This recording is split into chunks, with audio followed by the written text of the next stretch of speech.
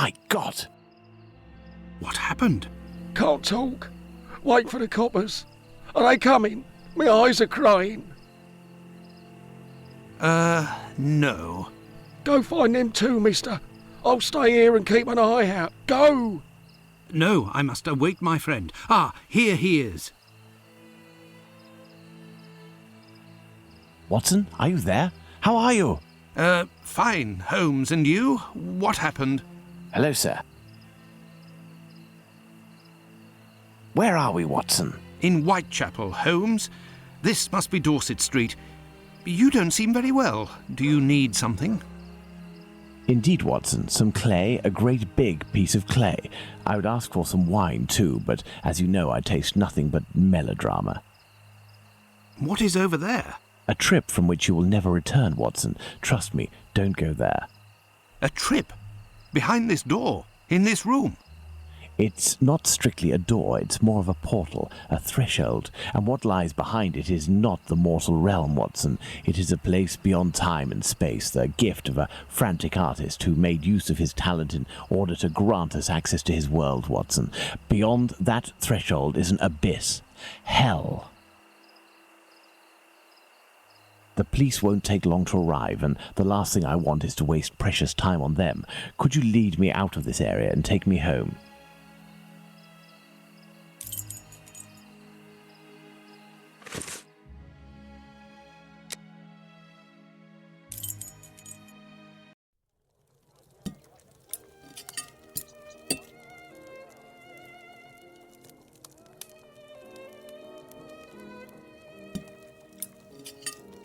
You should come and eat, Holmes. Mrs. Hudson has worked wonders. The joint has been cooked medium rare. If only you would tell me what was in the courtyard. The answer, Watson. The answer, Holmes? Yes, the answer to a question that you asked me a few weeks ago. And how the devil can the answer to a question I asked you be found in that courtyard? And what question are you referring to, Holmes? How our killer set about reaching the height of horror by taking another victim, Watson.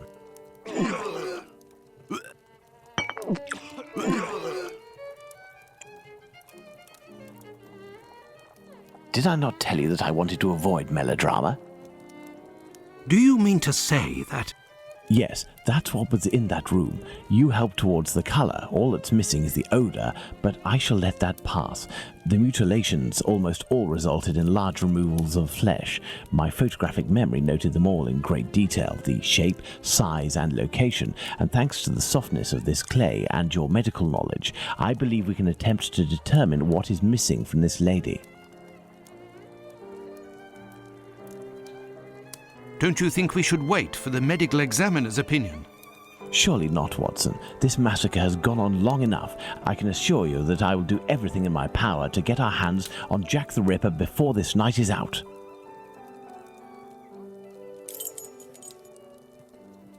Watson, we shall reconstruct the body of this poor woman and inspect it in detail as well. Your help as a medical man will be invaluable. Holmes, I feel a bit unwell. Well, I understand. I will manage on my own. Her throat was slit just like the others. The wound is particularly deep.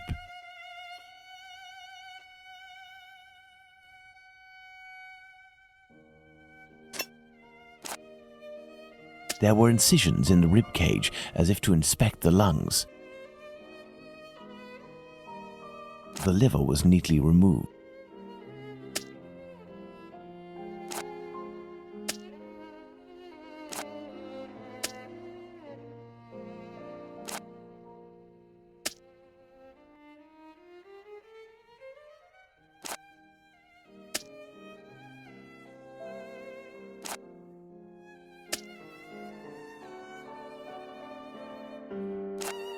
An organ is missing, apparently. I must specify which organ this is on my list.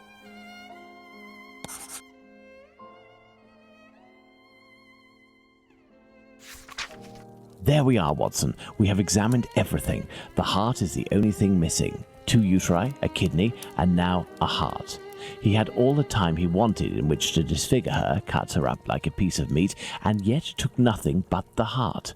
What do you think of that, Watson? Watson?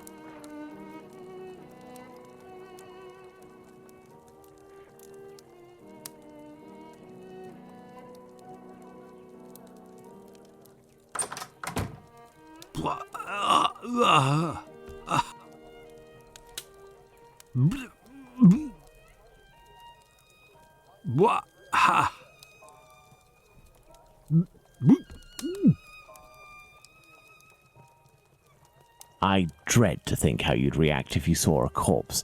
I'm returning to Whitechapel, Watson, to Isaac's. If the heart tells you to come with me, if the heart tells you, a little wordplay there. Let's go to the cobbler's.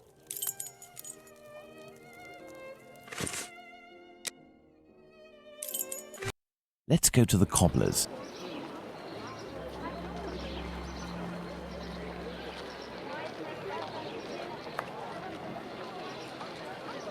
Beep, beep.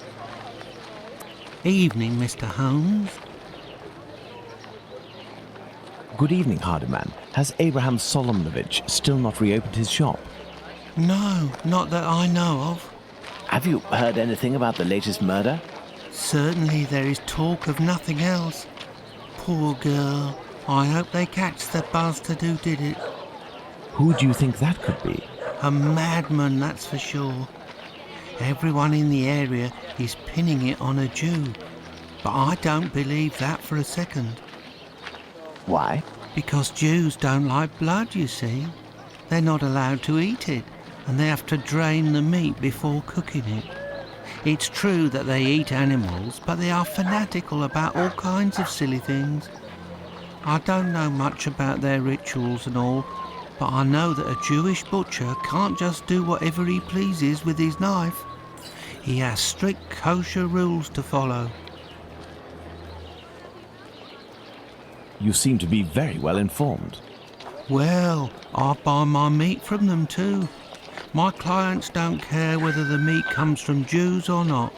Cats eat it regardless. And let me tell you, I'd go as far as to say that I may even have more faith in a Jew, because even if they don't eat all the offals, a Jew inspects them to see if the animal was in good health. Lungs, for the most part, and as they make up most of my cat's meat, you can see the connection, right?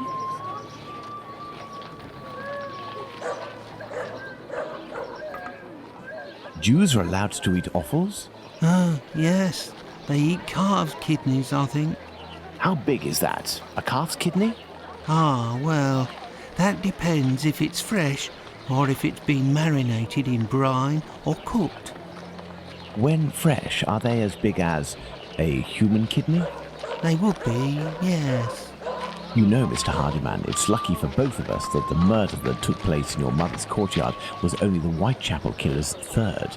Had it been the first, I wouldn't be thanking you, as I'm doing now, for all of this important information. Goodbye and take care. If you say so. Right, farewell, Mr. Holmes. Let's go to the cobbler's.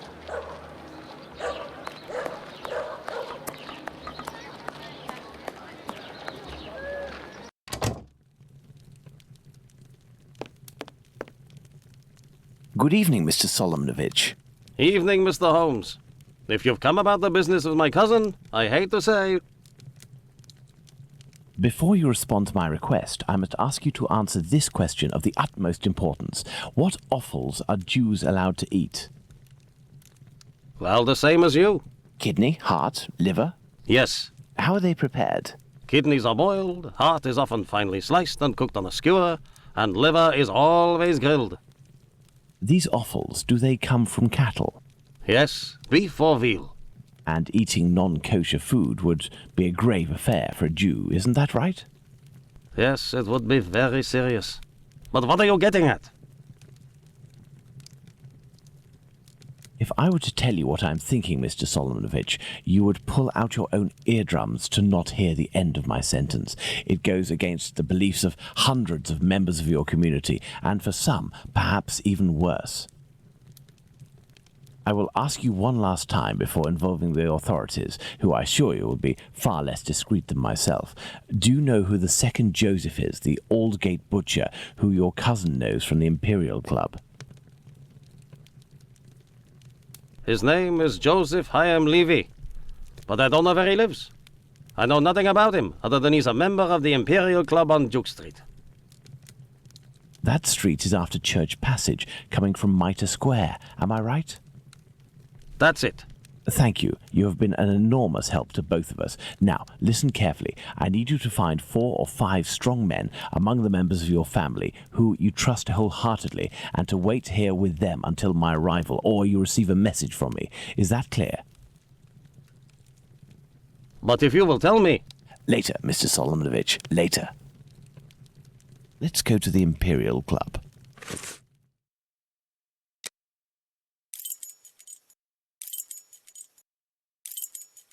Ah, there's the Imperial Club. Let's see if I can find Joseph Hyam Levy.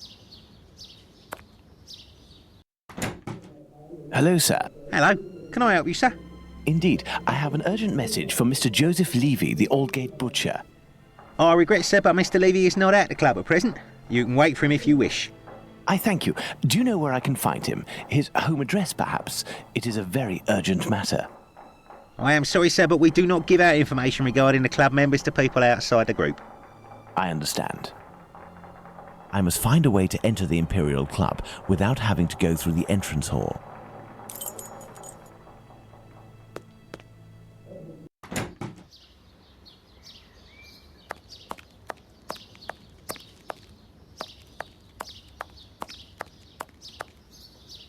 Cole, it's a service door and firmly locked. There must be a stockroom in the cellar beneath this room. There is a cellar window behind this barrel, which is preventing me from passing. If I can just get into the coal cellar, I shall be in the place.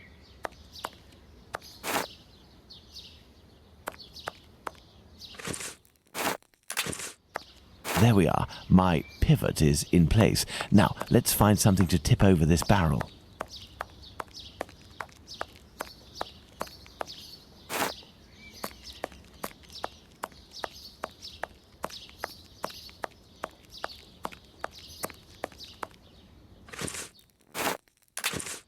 I should be able to make it tip over.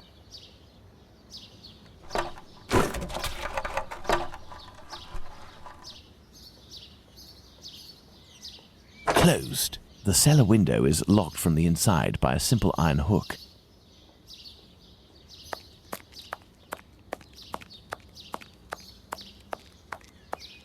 The Imperial Club.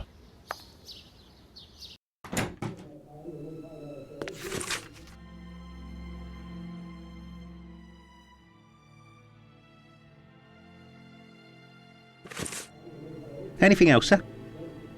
A note encouraging members of the Jewish community to remain prudent and vigilant after rumors about the Whitechapel murders.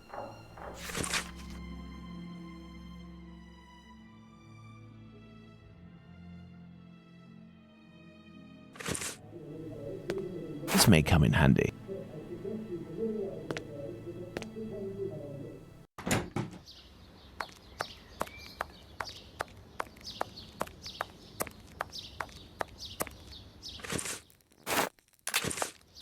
Let's go.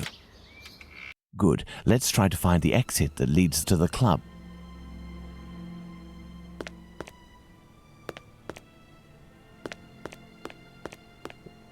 This may come in handy. Empty tin cans.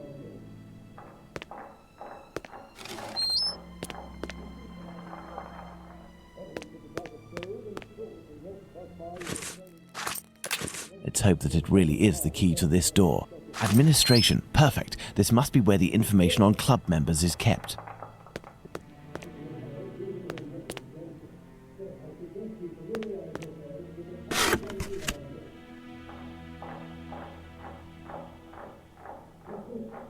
Some square metal tokens. Curious. There is a document.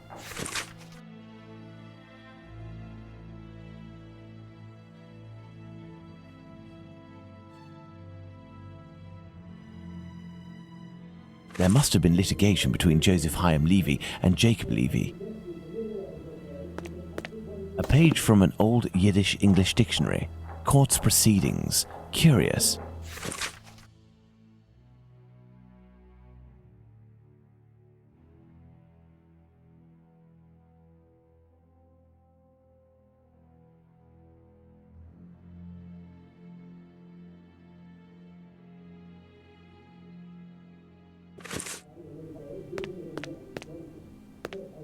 This must be the club's safe. What I'm looking for is probably inside. I need something. This must be the club's safe. The lock on this chest is very sophisticated. Let's see.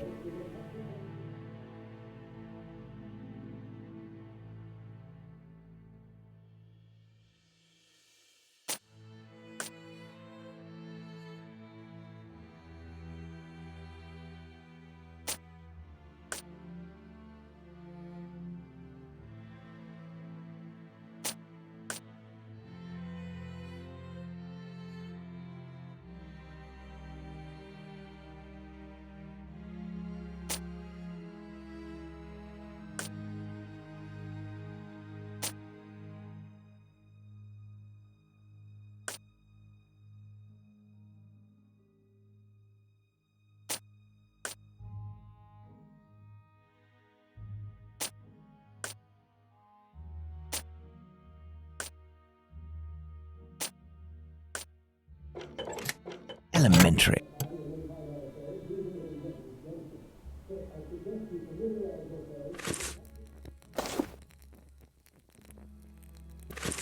These documents contain some words in Yiddish, which reads from right to left.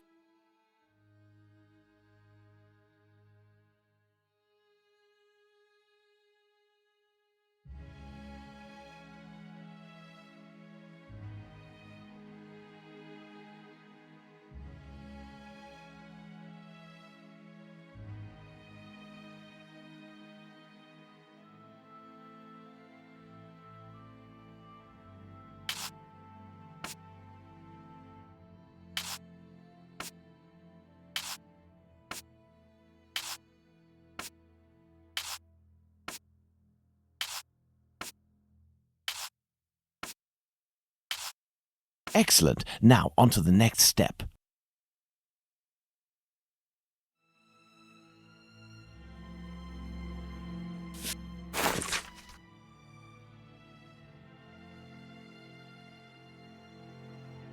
Here we are. I have the address of this Joseph Chaim Levy, 36 Middlesex Street. Now let's try to get out of here without being seen.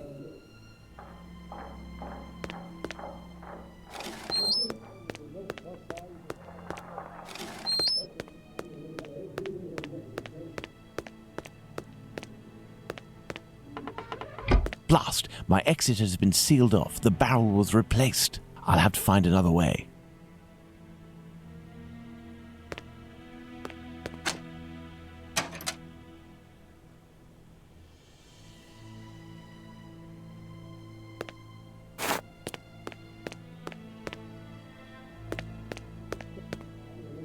I can't get out through the window. It's blocked and appears to be reinforced. I'll have to find another way out.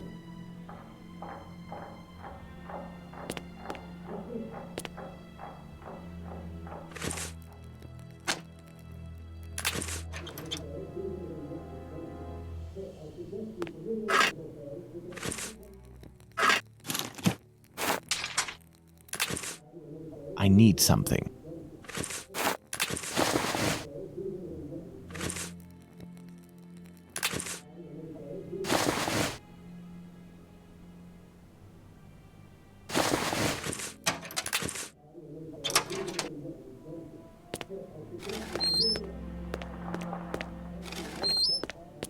This may come in handy.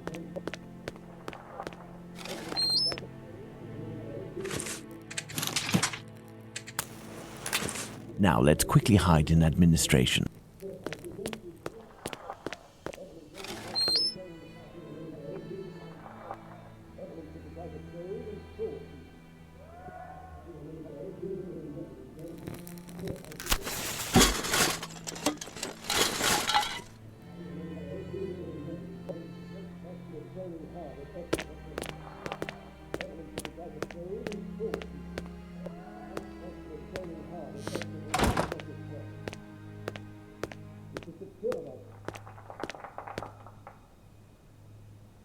Let's visit Joseph Levy at 36 Middlesex Street. Here I am in Middlesex Street. Let's find number 36. Flowers! Flowers!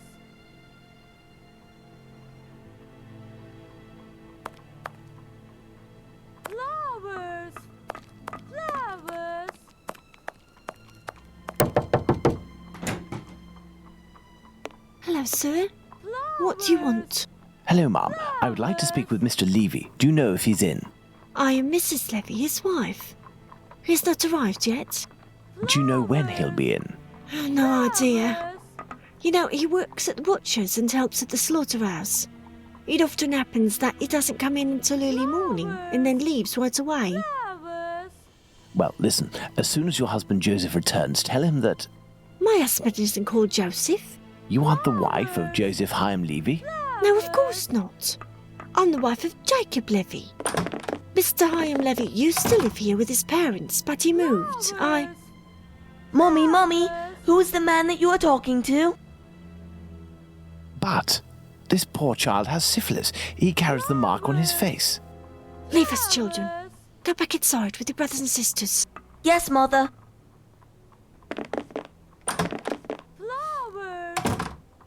As I was saying, Mr. Hyam Levy doesn't live here. He works in a butcher's near Aldgate, but I don't know exactly where. But if you find him, he will surely live next door. Butchers always live near their work. Could you possibly give him a message on my behalf? I don't see him often, and, well, even though we know him, we aren't on friendly terms, you see? Is he bothering you, Mommy? No, Simon, not at all. That's a handsome boy you have. It's strange that he has light hair. He takes after his father. Strong, with light hair. Wait, he sounds familiar to me. A man of about 50 years old, very big, at least 6 feet tall, and left-handed, correct? You are mistaken yet again. My husband is only 32 years old, no taller than 5'3", and he's right-handed. Obviously, there are many Levies in the area. I will leave you, and I pray that you will excuse the disturbance. Perhaps we will have the pleasure of meeting again. Farewell, Ma'am. Goodbye, sir.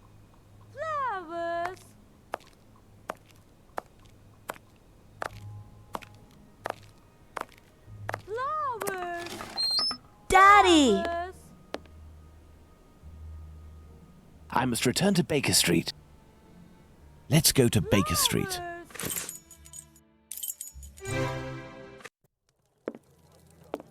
Well, Watson, not looking so good. Whose fault is that, Holmes? If you hadn't shown me your masterpiece in clay. Some actions have much larger repercussions than would be assumed at first glance. Listen, Watson, in a few minutes I will leave Baker Street in order to meet Jack the Ripper and put an end to his crimes. Beforehand, I want to go over all our discoveries to assure myself that everything is clear. Jack the Ripper? You know the identity of Jack the Ripper? Without a shadow of a doubt, Watson, and I assure you that we are in possession of all the elements required to determine who Jack the Ripper is. Would you like to do this work with me?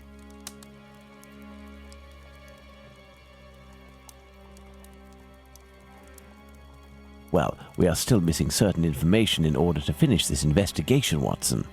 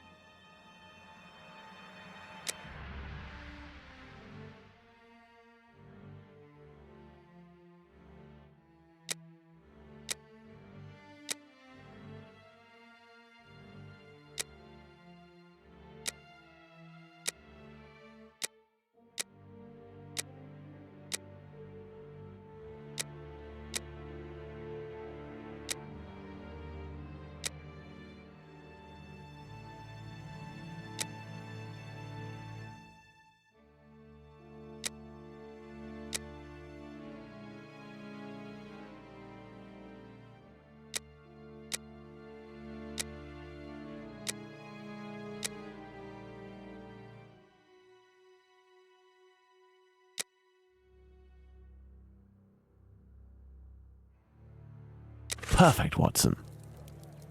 Let's determine who Jack the Ripper is, Watson.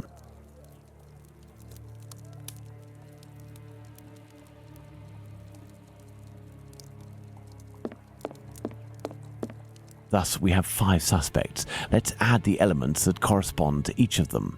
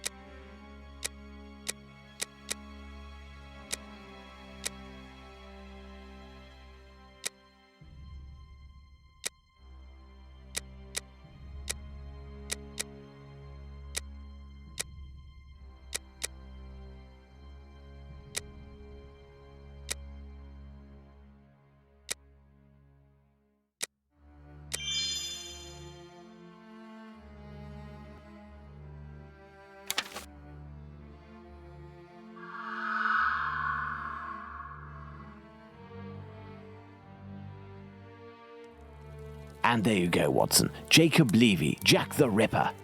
Fantastic, Holmes. And terrifying. But some aspects of this case are still unclear, at least for me. For example, Watson?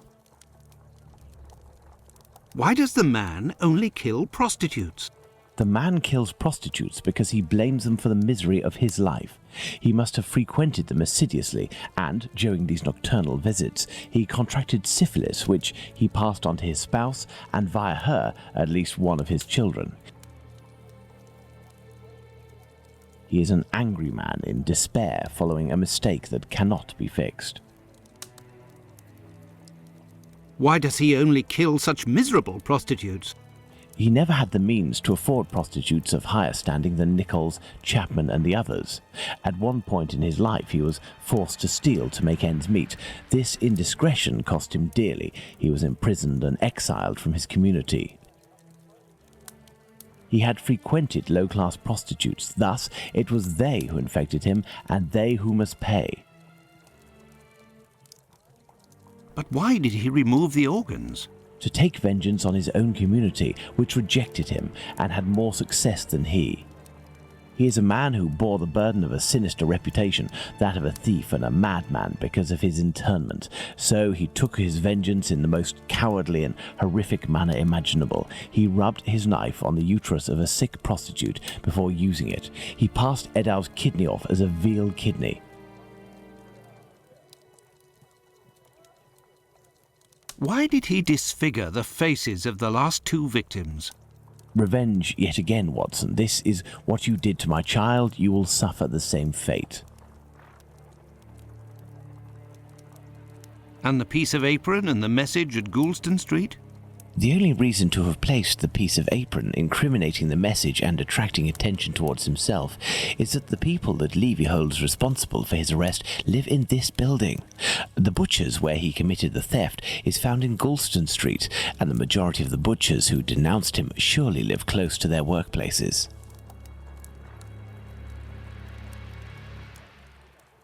But finally, Holmes, why didn't his wife or anyone else notice anything?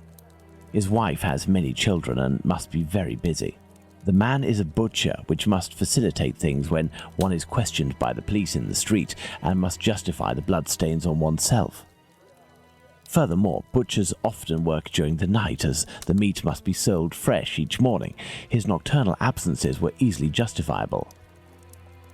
Finally, he works in the butchers or slaughterhouses. Nothing could be more simple than slipping a kidney in here and using a knife oiled with human blood there. This story is frightful, Holmes. Indeed, Watson. Lies, infidelity, venereal disease, murder, mutilation, and finally cannibalism. A complete anthology of what humans at their most vile are capable. Let's go at once to Whitechapel and put this madman where he can do no more harm, Holmes. Let's, Watson.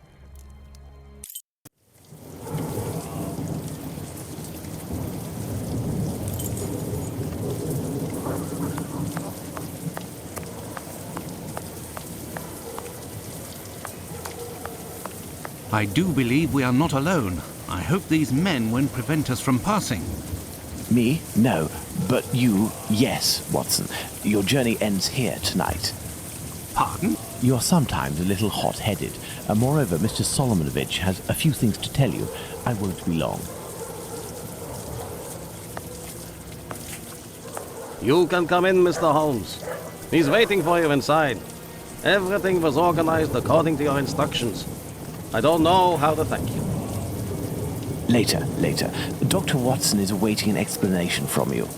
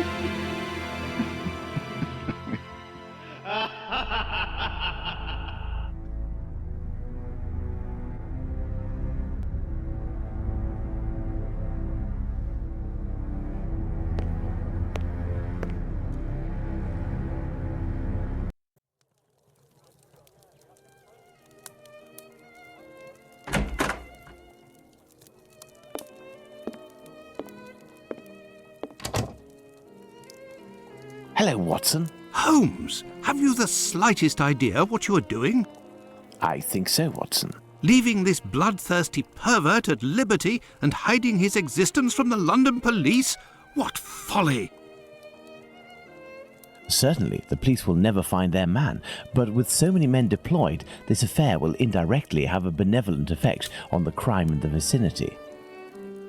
But Holmes, wait! Justice hasn't been served, and we are accomplices to the fact. Justice? But I don't serve justice, Watson. I serve truth. And incidentally, I serve my country, and I don't think that I have ever served it better than today. Imagine if after months of terror and a murder as abominable as that of Miller's Court, we deliver to the English people a man of the Jewish faith, a journeyman and head of family as the guilty party. A man who forced members of his own people to eat human flesh. All of this contained tension would have exploded in a myriad of anti-Semitic acts which would have thrown Whitechapel into a rage of fire and blood. And this man's family, who are completely innocent and have suffered more than their lot, would have been the first in the line of sight. Should we condemn an entire people to shame and promise them 1,000 wounds because one of their members committed an unmentionable crime? Neither I nor you have the right to do so.